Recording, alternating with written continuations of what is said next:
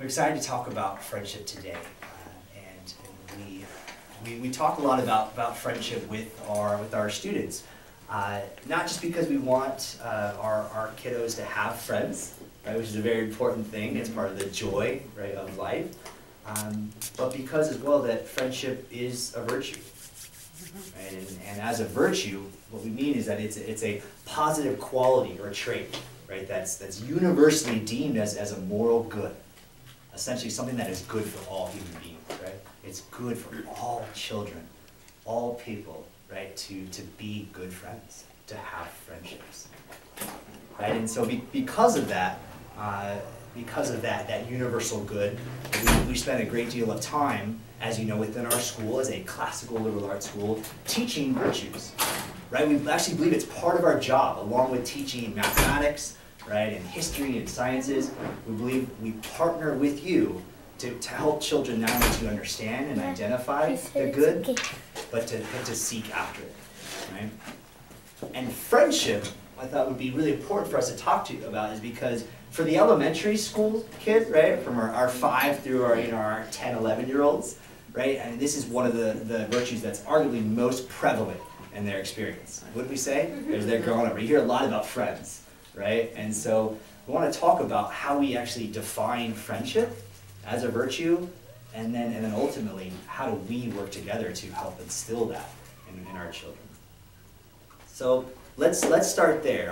I'll have an opening question for you that you'll help me out with, but I want you to help me define friendship. And the way I'll ask it is, if I were just to say, what makes two people friends? Right? You can answer by saying they blank. Right? What makes two people friends? They what? Just shout it out. Common interests. Common interest. Yeah, they have common interests, okay? Right, what else? Just being in the same classroom. Talking to each other. Okay. Getting to know each They other. sympathize. Okay. Yeah, they're around each other, they talk about things, right?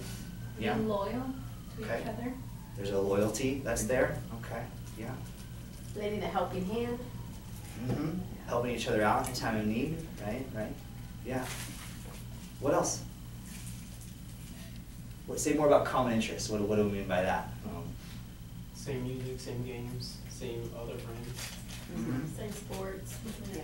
Yeah, a lot of it's in their initial experiences, right? What they like, hey, you like that too? We're friends, right? Right. Best friends forever. Right. Exactly. So, yeah, these are a lot of things that we think of and that they think of in terms of what makes a good friend. So I'm gonna jot down a couple of these as kind of components of friendship, right? So the first one is that pleasure principle, right? So friends, they enjoy each other's company. Right? There's a pleasure aspect, right? And what's neat about this is we don't have to teach that to them, right? This is very natural to the human experience that we all seek pleasure, right? And so by seeking pleasure, if they find that they're seeking the same pleasure as another, that can bond, right? Immediately bond children together. That's a good thing, right? It can, and we're gonna talk a little bit more about it to make it fully a good thing. The second element is that friends are useful to one another. So there's a sort of a profitability, right? That's there, right? Right. So what would be an example of this? We had a couple of them, but what I mean by friends are kind of useful to one another. You said something about helping hands, right? Helping each other out, the loyalty factor, like when I need someone there, right? Yeah. What are other ways that friends are useful to one another? They have better toys. There we go. There we go. Sharing, yes. Yeah. You're very useful because when I come to your house, I have this food, I have this toy, right? And we pay. Yeah, I remember that. Yeah. I was always several years, I feel, behind the video games when I was growing up. And I thank my parents now for that, but I knew the friends we would go to who had the land. So like, what are you doing on Friday? Can we sleep over? Right. So they're useful, right? We enjoy the time together and they're useful. So now, for our children, again, I talk about this being very natural, right? We seek pleasure as human beings. And they start to learn this and pick this up as well. We don't go around telling them, hey, if you spend more time with them, you might get this or that. But again, they begin to see that as they're with others, right? these things come to them. But my next question is, think about it from this standpoint. What are the dangers if this is our comprehensive definition of friendship? Meaning, if this is all that friends are to each other, right? That they enjoy each other's company and they are useful to one another. What are some possible dangers with They that? can copy bad habits. Mhm. Yes, they can pick up bad habits. Yeah. What else? Influence, they influence each other. The influence is stronger within friends. And, I mean, I guess you have to have a strong, I don't know how to explain. Yeah. It's not always positive. Right, Right, and right. they do listen more to the friends than when they get a certain age than your parents. Yes, yes. I feel like that's already happening. My daughter's only 4, and whatever Hope has to say at school, that's the law, right? And I'm like, okay, this starts already. Yeah, no, there's a way that influence, right? Those habits, like the patterns they get into, right, can come through those friendships, right? And I want to speak a little bit more to that. You know, what also can be the place is that this can make for very non-committal friendships or fleeting friendships, right? I mean, you probably have seen this, and oftentimes it's comical in nature, but you have kids that are, one day it's, oh, we are BFFs. Next day, oh, we are not friends. We are not friends, right? And there's this sort of this immature, developing, I should say, like definition or view of friendship, that it can be so fleeting, right? Yeah. The moment I don't like to spend time with you, or that you're not serving a purpose for me, well, we're done, right? We're not friends, right? And we're obviously, I think we're seeing as we talk about this, there's something missing, right? Cannot be the full kind of understanding, the full reality of friendship. The second danger that I think we immediately started touching on was just those bad habits. And you can have two that really, really enjoy each other's company and are very helpful to each other, but are taking that in just the wrong direction, right? And ultimately are not good for one another. And so that's why this is an incomplete definition. And so we in our school are often looking to some of the philosophy of old and some of the ancients, the Greeks and Romans that we study, and Aristotle actually, one of the infamous kind of ancient Greek philosophers, talks about a third critical component of friendship, and that's the friends. They share a common commitment to the good.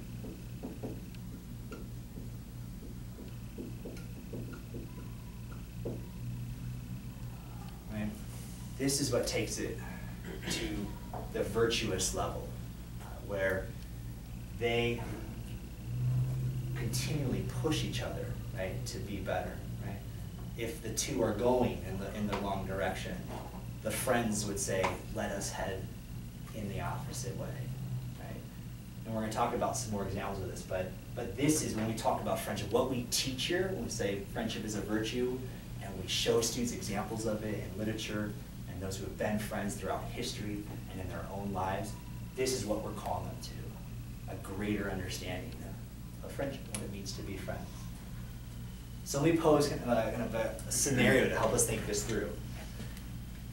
By this kind of larger, this comprehensive definition that Aristotle put out to us, can two bank robbers be friends?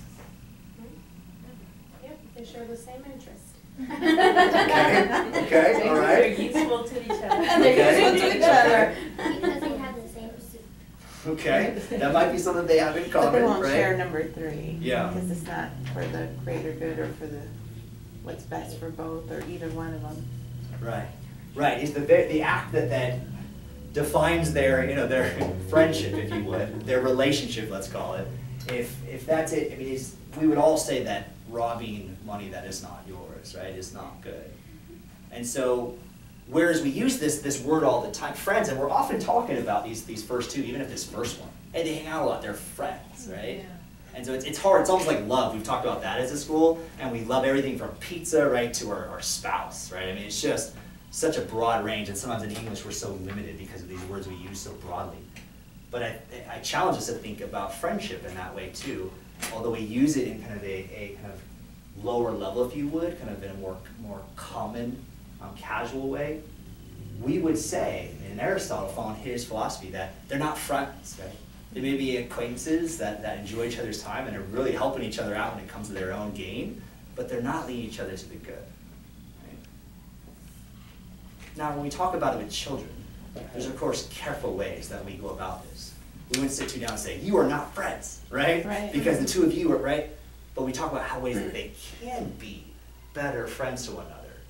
And it's often when we're referring to these things. Not just, hey, you should go spend more time together after the soccer game. But right, when that eye's not right on you at the cafeteria, right? Or at home when you're playing and mom's in the other room, right? What choices are you making? Is it towards the good? Because friends will lead each other to those right places. So I want to say a little bit more about kind of this definition of friendship, and then really spend the rest of our time, like I said, talking about how we, as a community, as the village, around them, can help them, really inspire them towards this friendship. Cicero, who's another philosopher we look to from the 1st century, a Roman philosopher, he speaks about how true friendship can only exist between good people, between two people who make each other better. He defines it as the good as those whose actions and lives leave no question to their honor, purity, equity, and morality.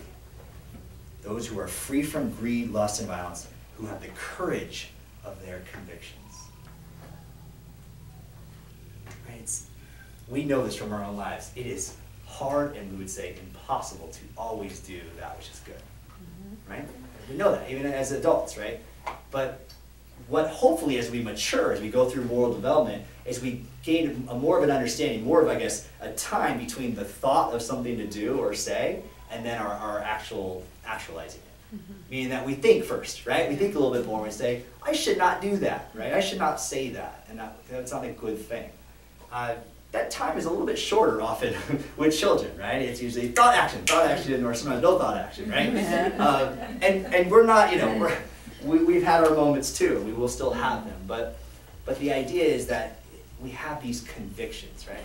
And Cicero says it well, say like, if we have the courage to say, gosh, this might help me out a long run, whether it be financially or with other gain, it's really fun or whatever else, but that's not the right thing for me, and it's not the right thing for my friend, right? So I'm not going to take us down that road. Right? It's the courage to follow up on that conviction when we know what ought to be done. It's a hard thing to do, but we believe that's why we start talking about it early.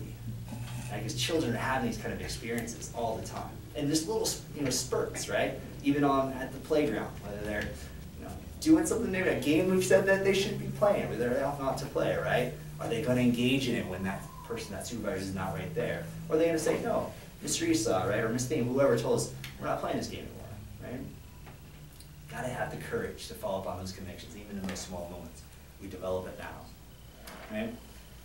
The last thing I want to leave you with is another author that's writing on some of the work of Aristotle, and he describes more of this, like what a friend does for another. He says that virtuous friends enlarge and extend each other's moral experience. I really like that. That virtuous friends enlarge and extend each other's moral experience. I mean, basically their ability to make the right moral choices. He continues that friends are bound together as they recognize each other's moral excellence. So the way that we're bonded, true friends become even closer, right, when they're helping each other do good. Each can be said to provide a mirror in which the other may see himself. Have you had a friend like that before, where you're like, I'm not so sure, and then you talk, yeah, I'm sure, I should not be doing that, right after you just even spend time with that person or share your thoughts and kind of beat them off of them, right? We know what that feels like, and friends do that for each other. In this, we love the other person for their own sake, and not just for what they are or what they can offer. And we put the interests of the other before our own. Right? Because that's part of this as well, part of this good. It's not just about two people looking outward and saying, let's do that or let's not do that. It's also about the care for one another. Right? If I'm in this relationship only for pleasure and what it brings to me, then I'm going to be selfish throughout it, whether I can claim that or not. But friends that are committed to the good, they care about the other first. And we know that works. If two are both doing that, then your needs are met in the way that it should be by another person, right? I care for you, you care for me, right? And if more friendships that we have in that way, the more that our needs are truly being met because we're serving and we're having our needs being met. Through observation, he continues, through observation, reflection, and dialogue, we come to know ourselves and the other. This is a conscious activity. Right? It takes us really committing to it, to be these type of friends. We are engaged in deliberate learning and the facilitation of learning by the other. It is undertaken by people seeking to live a good life. The moral excellence, he finishes, of friendship involves a high level of development and expression of the altruistic emotions of sympathy, concern, and care. It's a deep caring for and identification with the good of another from whom one clearly knows oneself to be clearly the other. So you're close. There's a way in which in that relationship you learn more about yourself through that friend that loves you and continues to drive you towards the good. We have got to continue to call our students and draw them, our children, right, to this higher level. We encourage, we want them to have people that they connect with, enjoy games with, right, good times, right, that really they can help one another. And there's ways in which we gain from others. We're social beings, right? We're not meant to live this life in isolation. But we've got to continue. This is the most unnatural part of it. And we've got to continue to give that to them so that they are committed to that. And what they will find, even though it doesn't come naturally, that actually this is what is most fulfilling to their souls. Because they're leading each other to what they ought to do. Right? To the behaviors, right, to the good that they're really built for. And we believe that our kids can do that with our help. So I wanted to, as I mentioned, kind of move into a time of how do we do that? Asking the question, what are some thoughts that you have in terms of ways to lead our children to be true friends?